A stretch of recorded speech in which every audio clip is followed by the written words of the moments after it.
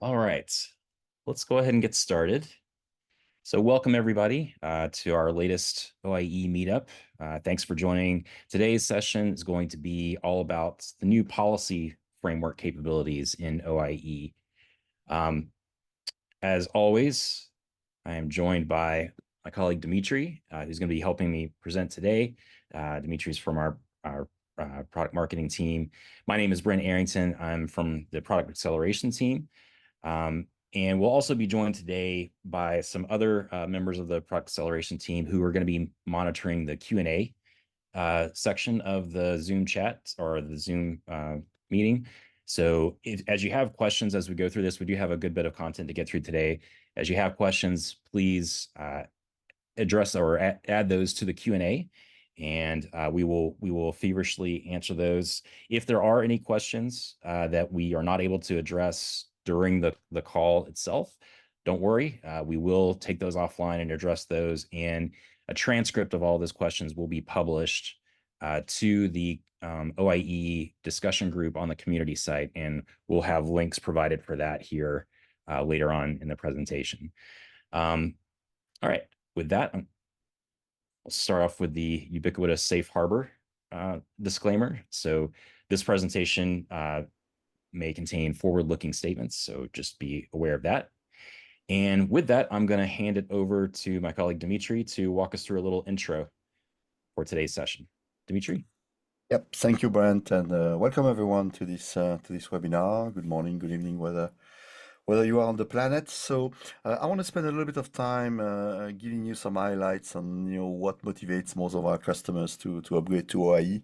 We'll talk a little bit about the upgrade process, although we will not go into too much details. We've covered it in many other webinars, and I will do the introduction on the policy framework that we're going to see in action live demo with Brent later today. So OIE is a free platform upgrade. I mean, if you're a regular in our series, you probably know most about it. But what we brought with OIE is enhanced security and improved user experience. There's a large set of new features. There's actually more than the one you have displayed here. The ones that are displayed here are some of the major features. Everything related to assurance level and policy that we'll discuss in detail today. We're also bringing a number of things around passwordless experience, password optional or even no password, and yet delivering phishing resistance. The account recovery process or flows are also much more effective right now. Device context is also what is replacing device trust, a key feature. And you start also seeing that some new capabilities like a desktop MFA, so the ability to integrate with a multi-factor for your desktop, as well as some capabilities in our privileged access offering, namely the ability to access Linux or Windows servers passwordless. All those capabilities are enabled by OIE. Typical use case we see our customers accelerating with OIE are passwordless, zero trust, and a stronger security framework easier to use. So if we move on to the next slide, Brent, we did a whole webinar on that, so I'm not gonna replay this webinar. You'll be able to look at the playlist, but the video playlist on YouTube. But we sensed at some point that there was a kind of the myth that it was difficult to upgrade to OIE. Next slide, please. So we've demystified that. First, there's a self-service upgrade tooling. So the toolings allow you to schedule your upgrade, but it also does a scan of the organization, and it will highlight blockers that you might have to fix, and it will also basically add warnings on what you have to look into it. So we also cover that in pretty much detail. So go look at our playlist if you want to see a step-by-step. But there is a tool to upgrade to OIE. Now, how should you approach your upgrade to OIE? If we move on to the next slide, we actually developed a checklist for you, which we covered also in a lot of details. But basically, at the high level, what we recommend that you do is first you learn about the fundamentals, and there is plenty of documentation about that. Then you build a test plan. And then the way you approach that is hopefully you have a preview org. So have a preview org that reflects your actual production org. Start with the preview org. Familiarize yourself with the with the changes in the admin console. Execute your plan, and once you're happy on the preview, obviously repeat that for your production org. So you can use it as a reference. And again, there's much more detail in one of our other webinars. So what are the fundamentals what are the fundamentals we need to look at?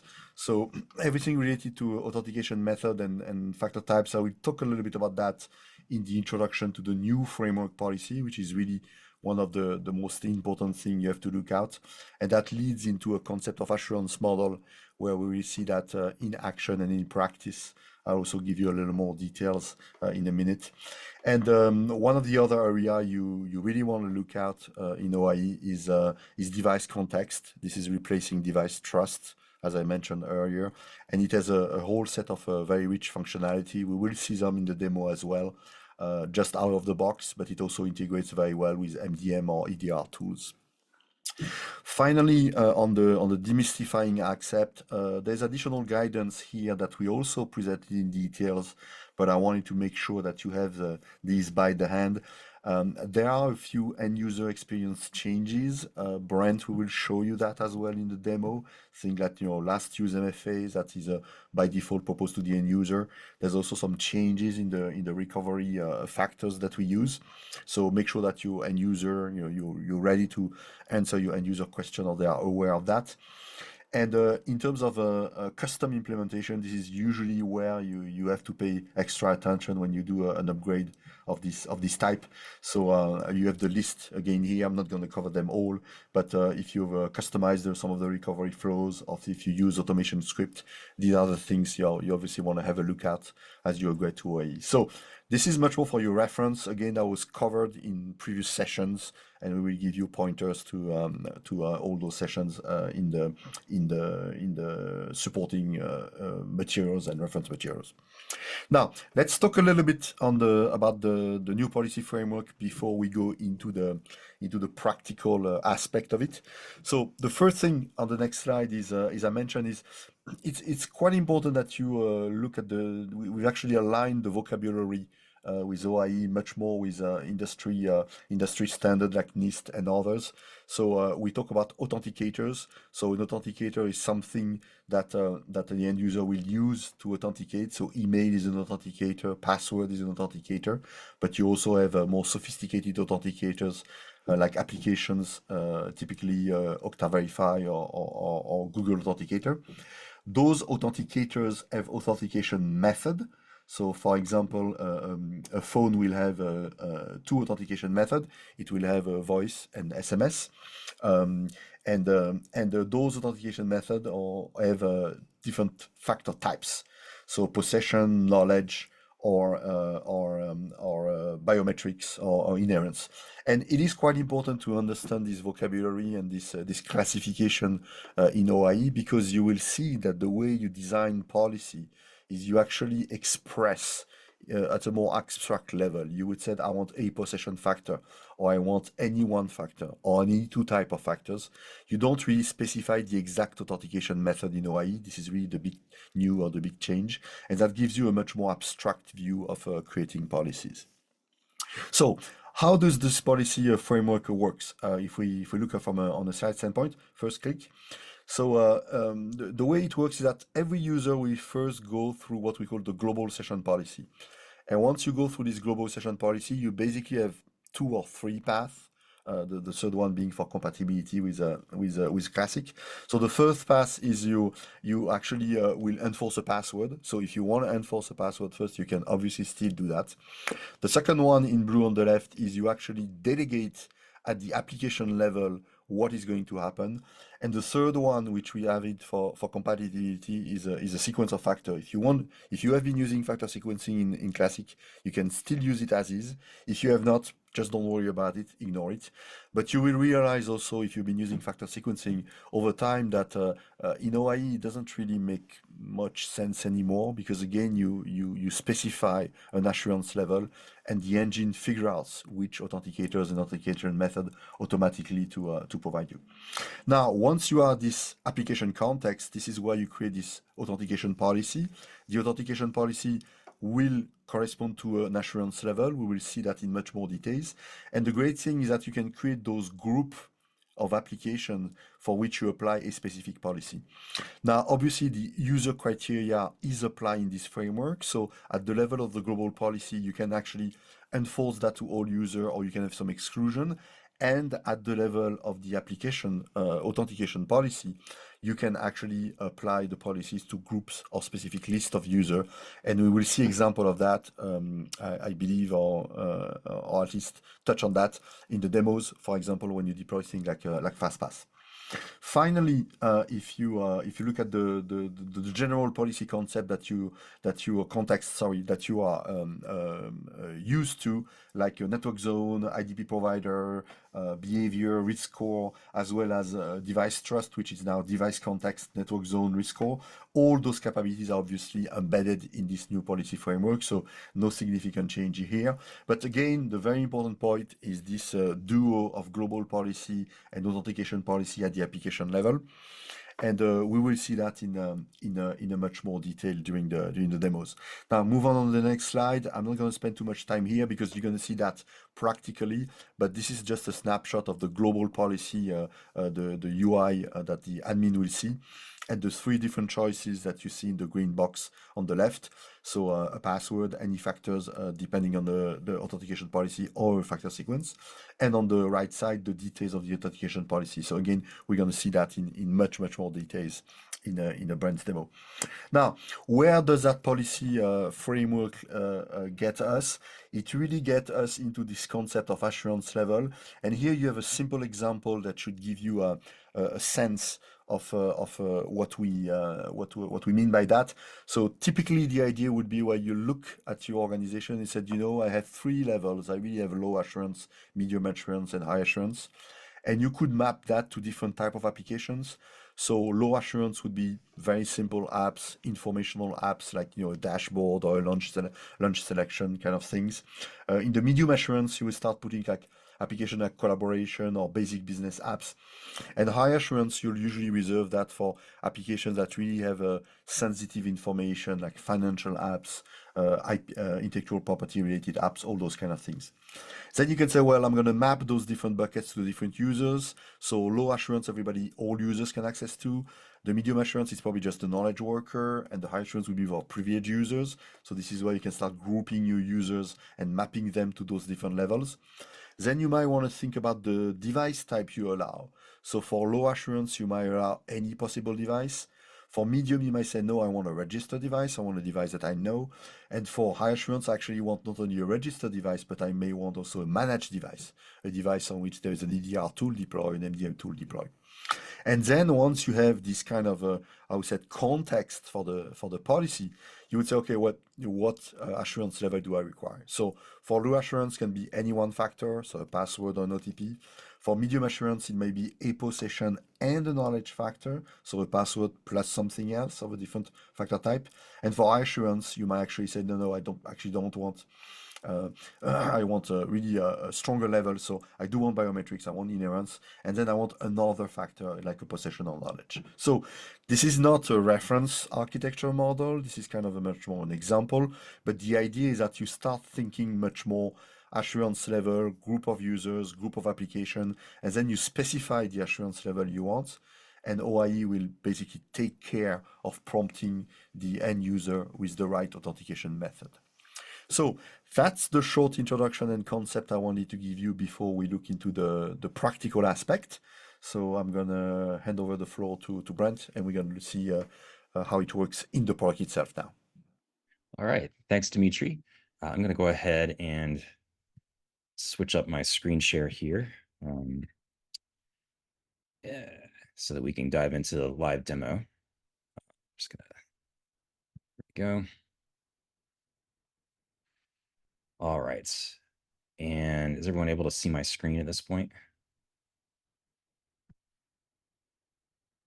I will take Yes. that as a yes. Okay. All right. Good Yes. deal. So I'm going to log into my sandbox org here, and I'm logged in as an administrator. So I'm going to go ahead and move over to the admin console so I can walk you through some of the settings here. We actually see your whole desktop if you want to zoom out or go full screen, Brent. Yeah, here we go. Let's go full screen. All right. Is that a little better? Yeah, perfect. All right, good. All right. So first off, I want to start in the authenticators themselves. So if we move to security and authenticators, there are a couple of things I want to point out here because they will have impact on your various policy settings, whether it's authentication policies at the app level, recovery policies, enrollment policies, et cetera. So the first thing that you'll notice that's a change from Classic is that this little thing is included here under Authenticator. So password is actually included here under Authenticator. So there's no longer a delineation between password and other authenticators, in like there is in Classic. Here, everything is just an authenticator, including password, and that has some ramifications as well, as far as password itself being I guess uh, eligible for or being governed by your various policies, like your enrollment policies, et cetera, and which we'll see in just a second.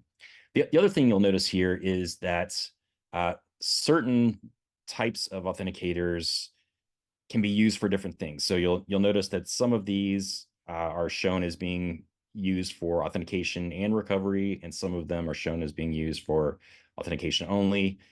You can, for certain types of factors like phone, as an example, you can set some factors to be used for either recovery only or both recovery and authentication. This applies to your self-service recovery settings. So when you allow for self-service password reset or self-service account unlock, you can use now multiple types of authenticators to initiate those flows. It's no longer just email or potentially the phone factors. You can use email and phone still. Now you can also use Google Authenticator potentially. You can use Okta Verify push potentially if you want to initiate those recovery flows. Let's take a look at the enrollment settings here as well. So we'll start with the default policy because this represents a very sort of common classic style enrollment setup. So we've got password as required, and then we have a set of optional additional authenticators here. Now, for those of you who are still on Classic, it's important to note that when you migrate over from Classic to OIE, this is how the password will be treated. So in Classic, obviously, password is not even represented at all in your factor enrollment policies because it's sort of treated differently than every other authenticator. That changes in OIE, but on migration, all of your existing enrollment policies will migrate over with password set to required. However, as we'll see in this other policy for highly privileged users, we have the flexibility in OIE to not only not require a password, but we can, if we choose, completely disable a password. So I have a policy here that's targeted for highly privileged users where I'm requiring email, I'm setting Okta Verify and FIDO2 as optional enrollments, and then I'm disabling everything else, including password. Now, the idea here is I want to force stronger authenticators for these highly privileged users. Now, you may be wondering, if that's the case, why am I requiring email? You do have to have one of either email or password set to required as, I guess, what you can think of as a bootstrap authenticator. So one or the other, either password has to be required or email has to be required to kind of bootstrap the user. But then you can address that in your actual authentication policies, which we'll see here later, where you can be prescriptive about what specific authenticators are allowed for authentication to certain applications. So even though email is required to establish the account and enroll in the account, it functionally is never actually going to be allowed for authentication to any applications based on the policies that we assign to this group later on. The other thing that I want to quickly point out before we dive into the authentication policies is our recovery settings, which I kind of touched on briefly, but those are now underneath the details of the password authenticator here. So if you go under password authenticator and edit, this is where all of your password policies from Classic would be migrated to. And specifically, I wanted to point out here for your self-service recovery options, you have the ability now to enable multiple different types of authenticators to initiate this flow. So email, phone is one that was available in Classic as well, but now you have additional options such as Okta Verify and Google Authenticator to initiate the recovery flows if you want. And then in addition to that, you can either not require any additional verification after they've gotten the link or the code to initiate that flow, or you can specifically require security question if you have that enabled. I don't even have security question enabled in this environment. That's why it's grayed out here for me. Or you can allow for any enrolled authenticator to serve as the, I guess, additional verification on that password recovery flow. So you have some greater flexibility here as well. Now, let's dive into the actual policies, the authentication policies, and we're going to start with the global session policy. So the global session policy is kind of the front door to just establishing an Okta session period. So just getting an Okta cookie essentially in your browser. Similar to Classic and OIE, the session policy is going to evaluate first if you don't already have a session established in the browser. If we look at our default policy, you can see we've got a few options here. We can either require a password specifically, and this is kind of the default setting when you migrate over from Classic. So all of your, if you're a Classic user and you might, or a Classic org and you migrate your org to OIE, all of your global sign-in policies are going to migrate over with this password option selected. And then whether or not you have MFA required or not will map over one-to-one as well.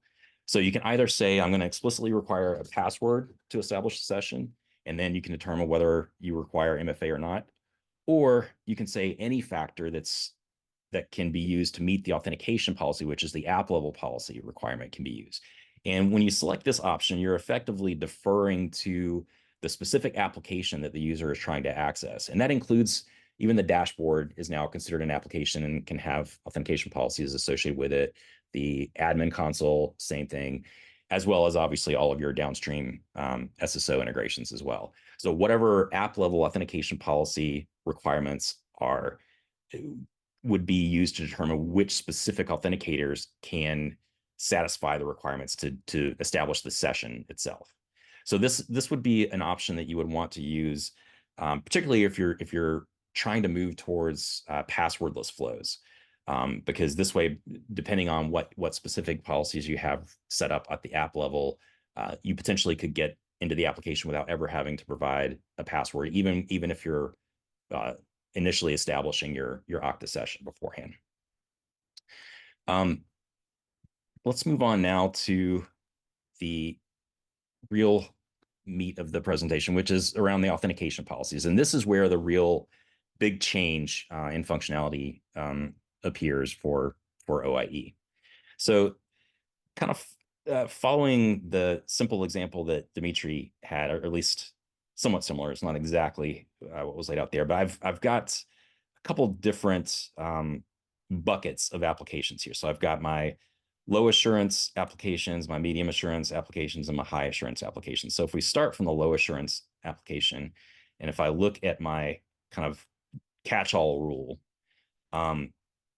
we can see that basically I'm not putting any constraints on this. Like, this is my catch-all. So this is basically anything else that doesn't apply will get this rule evaluated.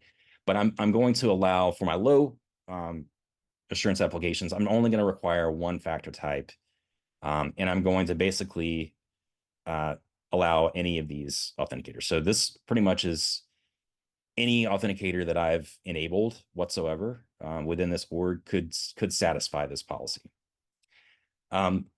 which again is why this is a low assurance application.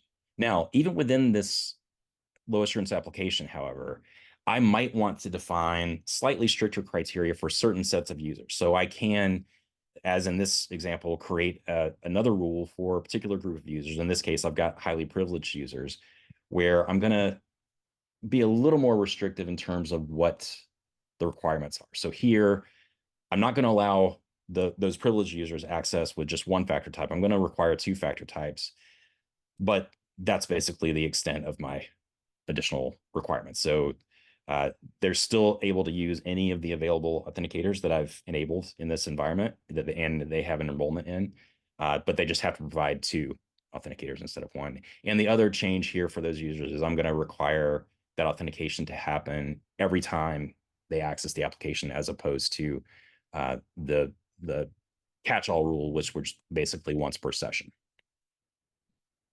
If we move on and take a look at a medium assurance policy, we'll see, again, I have that similar idea where I've got a more restrictive set of requirements for privileged users. This time, because it's medium assurance, I actually am being a little more prescriptive in what I require here. Actually, I guess it's basically the same. So I'm requiring two factors, and I'm prompting every time they try to access the application.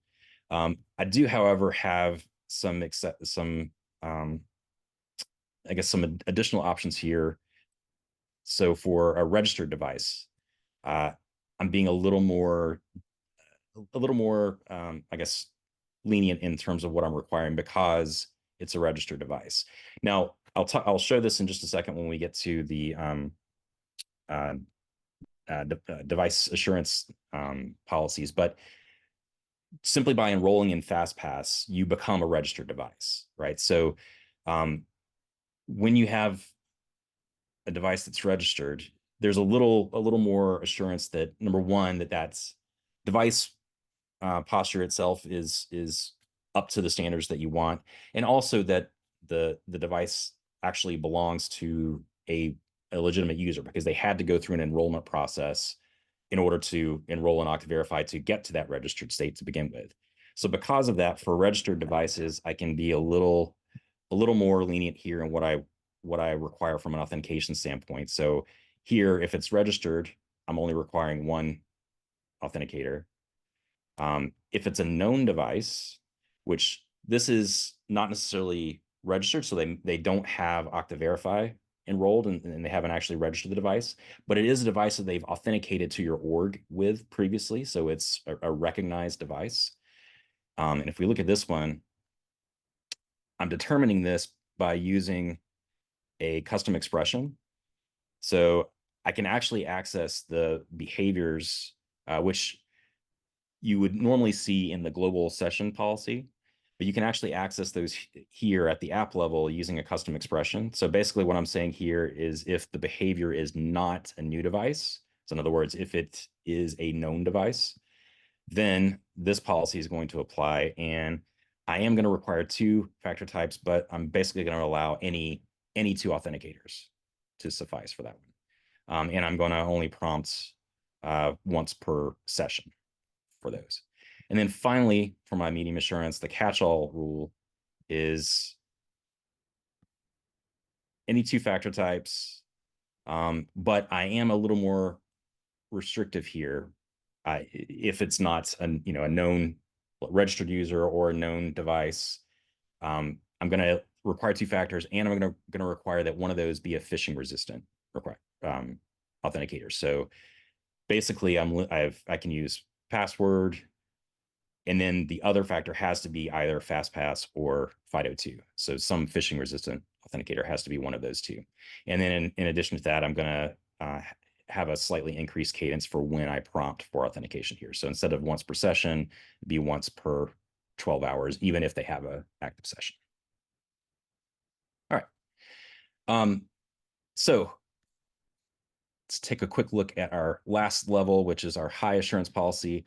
Here, for the privileged user segment in particular, I want to point out some new functionality that's hot off the presses here. So I guess first of all, let's look at our constraints. So I'm constraining this to either my highly privileged users or my Okta administrators groups. And specifically, what I'm going to do is I'm going to, under authentication methods, I'm going to explicitly allow only Okta Verify FastPass. Now, these two options, either to explicitly disallow or to explicitly allow specific authenticators, this is brand new functionality that is available in Okta Preview today, and it should be available in production. If nothing changes, it should be available, I think, in April with the April release. So be on the lookout for that. But this is available today in preview via the UI, and this functionality is actually available today, even in production, through the API. And we can, I'll provide some links in the chat window in a bit later for the links to the developer documentation around those APIs if you want to play around with this in production right now. But the UI capabilities will be available soon in production as well.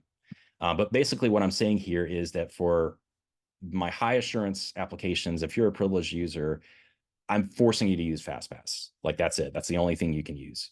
And not only that, but I'm also specifying two-factor types, which means that not only do you have to use FastPass, but you have to have biometrics enabled for FastPass because it has to satisfy the two authenticator policy. So it has to not only satisfy the possession factor capabilities of FastPass, but it also has to satisfy the inherence capabilities of FastPass, which would be the biometrics piece. And then for, and I'll get to this in just a second with the assurance policies. So I'll come back to that in just a bit. But then my catch-all rule for this one is just going to be any phishing-resistant authenticator. So it could be FastPass and FIDO2 or whatever. But we're not limiting you to just FastPass. Now, let's switch over. I'm going to switch to a different persona here. And I'm going to log in as first a privileged user.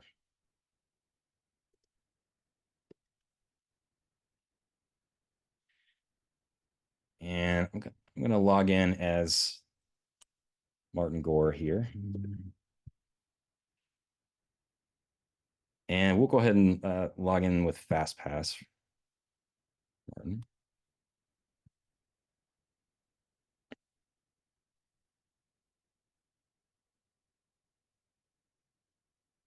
All right. So you can see I have a few apps assigned to me. I've got my high assurance app, my medium assurance app, my low assurance app. I have signed in. I've just established my session using FastPass. So I've already used a phishing resistant authenticator, and I've already actually provided MFA because it prompted me for biometrics as well. So if I check my low assurance app, because of the group that I'm in, it prompted me for one more. It prompted me for authentication again because it's looking for authentication every single time you access the application for that highly privileged group. If I clear my tokens and get rid of this, I can't see this thing. Can I move this over?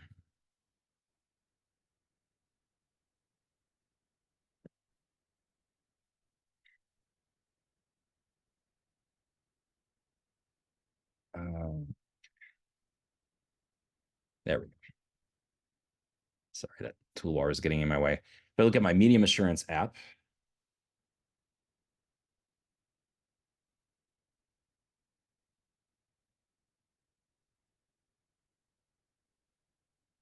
again, I get prompted. And for my high assurance app, same thing. Now, if I clear all my tokens here, if I go back to my low assurance app here,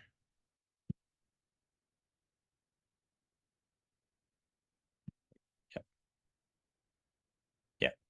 So even though I have a session, because I'm a member of that privileged group, I've set my policies for this user to basically prompt every single time. If I log out and log in as a standard user, log in as Dave Gahan.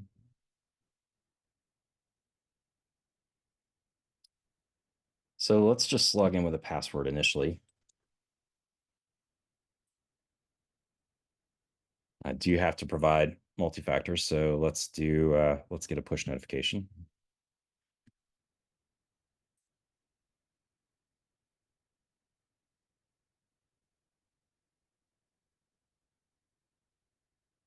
Because I haven't logged in from this machine before, it's thinking that maybe it's suspicious, so that's why it prompted me with that number challenge as well.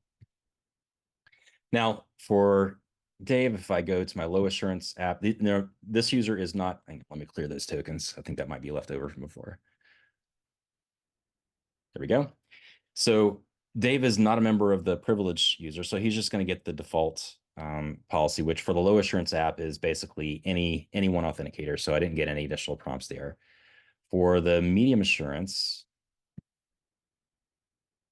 again, let me clear these tokens and make sure that's not left over. Okay. So again, for medium assurance app, because I already provided multi-factor, I provided both the password and the push notification. It's letting me through as a standard user without any additional prompts. For my high assurance application, however,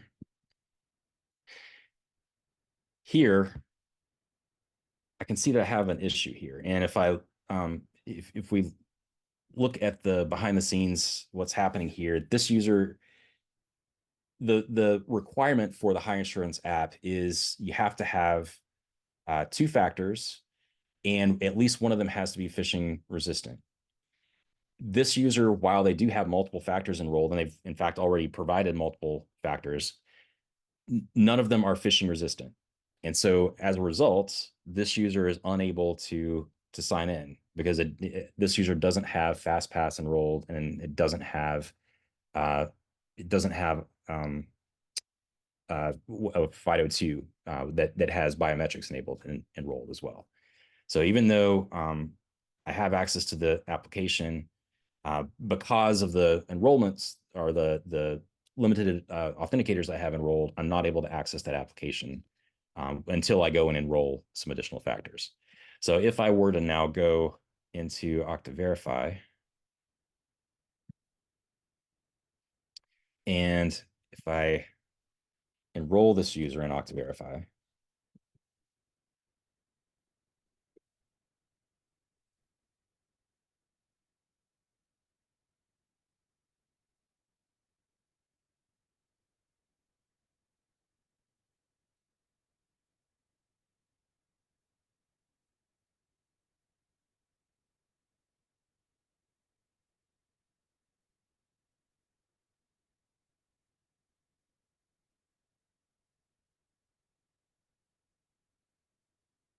right? Now, if I go back and try to access my high assurance application,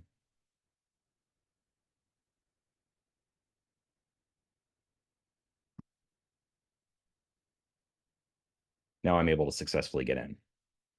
The same thing would have worked for that user had I done a FIDO2 enrollment as well, because we're not specifically requiring FastPass for the standard users for this one. We're only requiring a phishing-resistant authenticator. All right. Now let me switch back. I'm going to go back to my admin persona for just a bit. And I want to take a look at the device assurance policies. So I kind of touched on this for one of the authentication policies. I think it was the high assurance policy, but you can define in OIE, you can define specific device assurance policies that are targeted to particular platforms. So if I wanted to create one for Mac, I can determine, first of all, which device attribute providers I'm accessing. So Okta Verify, which is the FastPass enrollment, is one that's available for like by default for any of the platforms. For the desktop platforms, you can also use Chrome Device Trust as well. And then you can define attributes here. And this is sort of the idea here is that you're defining your sort of minimum requirements for a given platform. And then you would reference this in a policy that determines what specific I guess requirements there are for access, given that these platform I guess uh, constraints are met, right? Um, so you can define like particular versions, like you can do a general version, you can do custom version numbers if you want. You can determine whether or not the password or a lock screen password has to be set on the device, the disk encryption level, whether or not the device has a secure enclave. For Google attributes, you can determine whether a firewall is enabled, the Chrome browser versions, etc. Now, the idea here is that you create this policy, and then you would reference this from your authentication policies. And I think I had this one in the high assurance policy. Let me just take a look.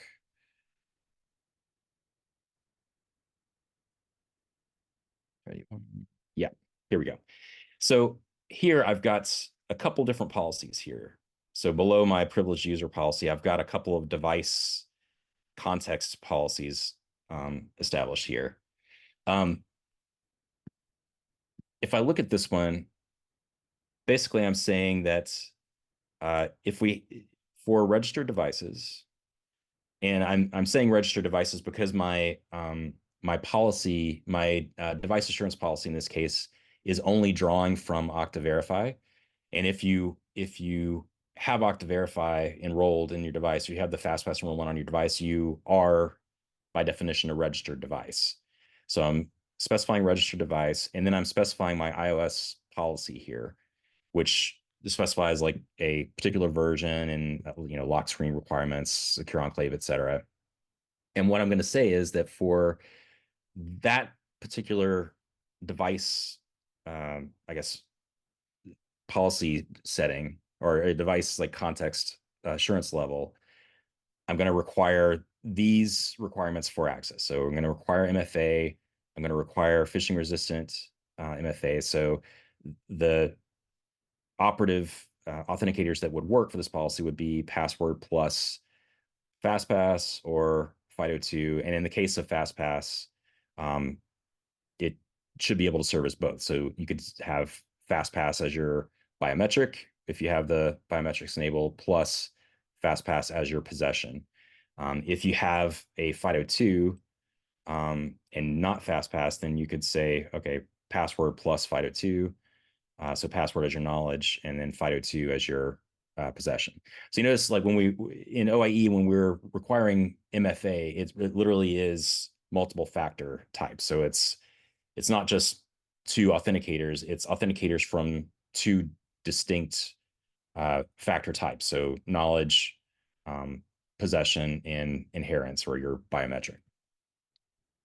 Now, one thing to note is that, and this is true both in Classic and in OIE, but the way that the policy structures work in Okta is like when we define our conditions here, we're defining the conditions under which this policy applies, right? So we're saying, okay, this would apply if the device is registered and the device is not managed, and this particular device assurance policy is met. If all of these things are true, then this is what we're going to do. But if any of these things is not true, then this policy does not apply. And what happens is you move down to the next policy in order. So it's not necessarily that if all of those conditions are not met, that the access would be denied. It's if all those conditions are not met, this rule doesn't apply, and then you just move on to the next one. So when you're trying to key off of something like device assurance level, you need to have that paired with a corresponding policy that would deny access potentially if your requirements are not met, right? So in this case, in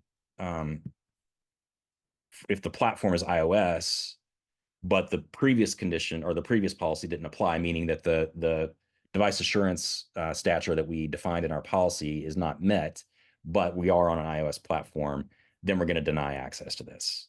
So basically what we're saying with these two policies is for iOS devices, if you're not at this specific level of device assurance, then you're going to get denied access to this application. Finally, I guess one other key point to point out here, and I kind of hinted at this, but I'll call it out explicitly. Like for all the device assurance stuff, like all of the device signals that you can get in OIE, there's no longer any requirement that you have an MDM. Like all of this is available natively from Okta Verify, the FastPass enrollment, without having to have any MDM integration at all. You can get additional device signals with MDM integrations, but for all the stuff that you see there under the device assurance definitions, you can get all of that natively through FastPass and Okta Verify.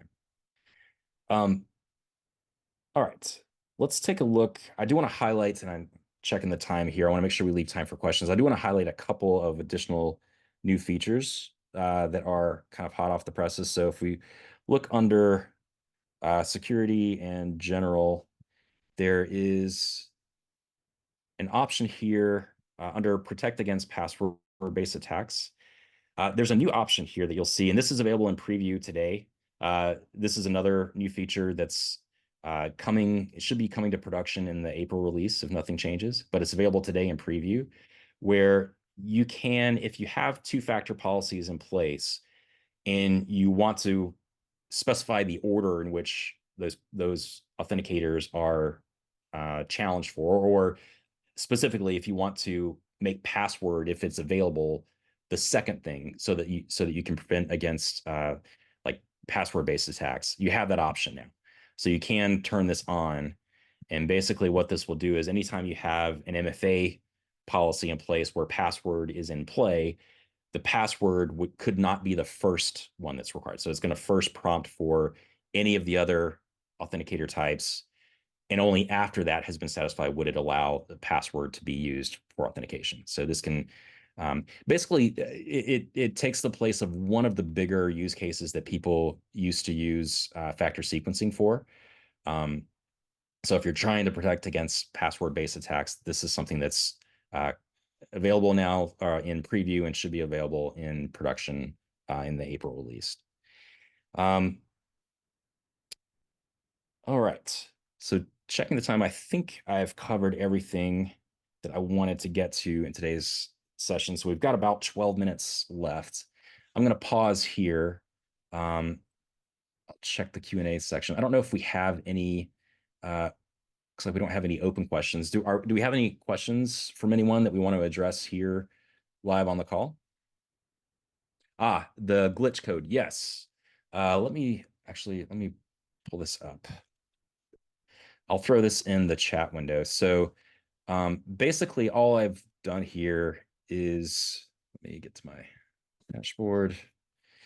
So these are some very simple apps. Actually, all of these three are essentially the same. They just have different client IDs, so I could apply different policies to them. But basically, I'll throw this link in the chat window.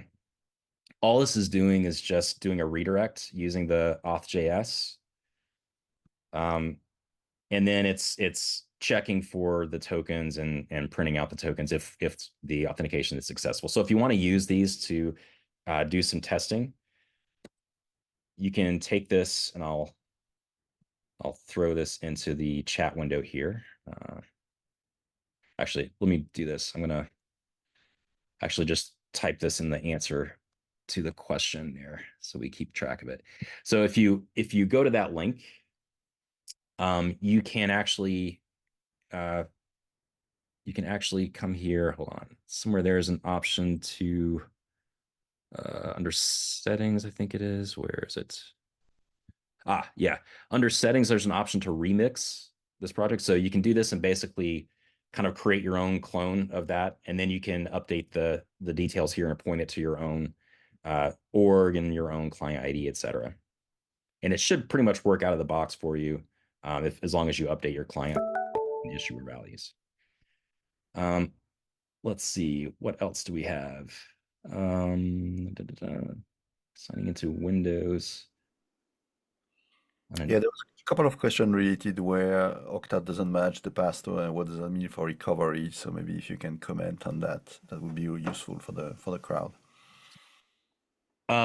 Sorry, can you repeat the question? So there was question in an environment where Okta does not, the password are not stored in Okta, so it's delegated. And what is the impact on recovery? What does recovery mean if Okta doesn't match the passwords?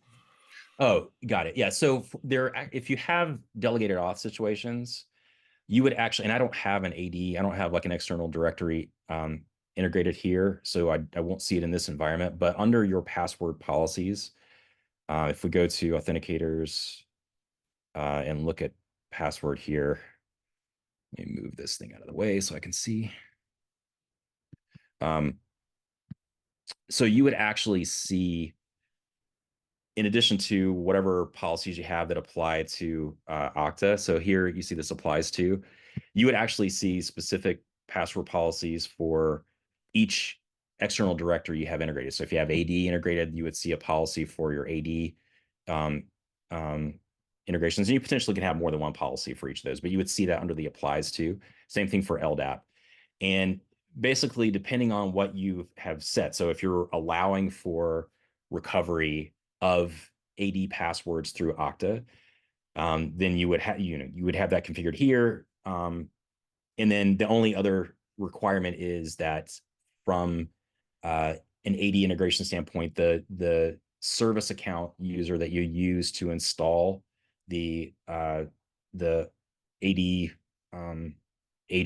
the Okta AD agent, that service account that's running the agent would just need to have sufficient privileges to change the passwords for users. So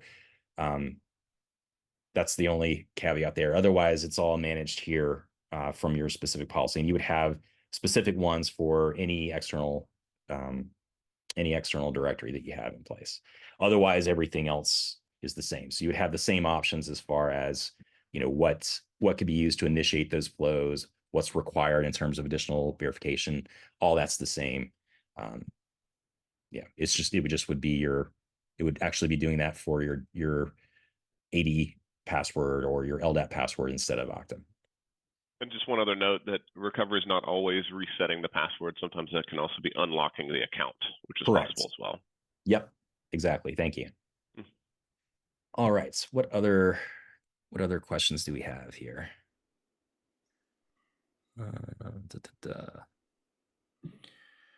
There was a couple of questions related to the error message you get if you don't have the right authenticators, being just, unable to access, so not being specific to what is the problem. So if you can comment on that as well. Yeah. So unfortunately, some of the error messages are a bit generic, unfortunately. Like, so the example, I assume you're referring to the example where I had a policy that was basically requiring FastPass. And because I didn't have a FastPass enrollment, it just told me, unable to authenticate. There's not, unfortunately, I guess a more user-friendly message for that at the moment. Now, I will say I have seen, depending on the device type that you're on, that experience is sometimes different. So for example, that specific example that I showed with FastPass, when I'm on a full desktop and I try to access, I tried to access the device and I didn't have a FastPass enrollment, it just saw that I didn't have the necessary enrollment and it told me, you can't log in. However, for that same scenario, from an iOS device, like from an iPad, if I did not currently have an like a FastPass enrollment, but I did have like the Okta Verify app installed, it actually would open the Okta Verify app and ask me if I wanted to enroll in FastPass, and then let me go from there. So I think that is more of a kind of a platform specific thing. Like if you're on an iOS device, it will detect that you've got the app there and try to open it and ask if you want to add the enrollment. On a full desktop, it doesn't do that. So it is a little bit dependent on your environment, but unfortunately the error messages are going to be kind of generic like that. So you do want to be careful when you're creating your policies. You do want to be careful about how restrictive you get, and you kind of want to think about a balance between security and user, like end user friendliness, right? So in my case, I was only applying that rule to highly privileged users. So those users should be a little more technically savvy, and you should be able to communicate with them what they need to do and what sort of authenticators they need to have prior to them trying to access the application, so that they get everything they need set up. That might not be something you would want to do for more general users. You might not want to get that restrictive. I believe Yeah. some of the vagueness in some of the error messages has to do with obfuscation from security standpoints as well, to prevent enumeration and Yep. ways to probe the system to find which users you were able to get on. Yeah, that's exactly right.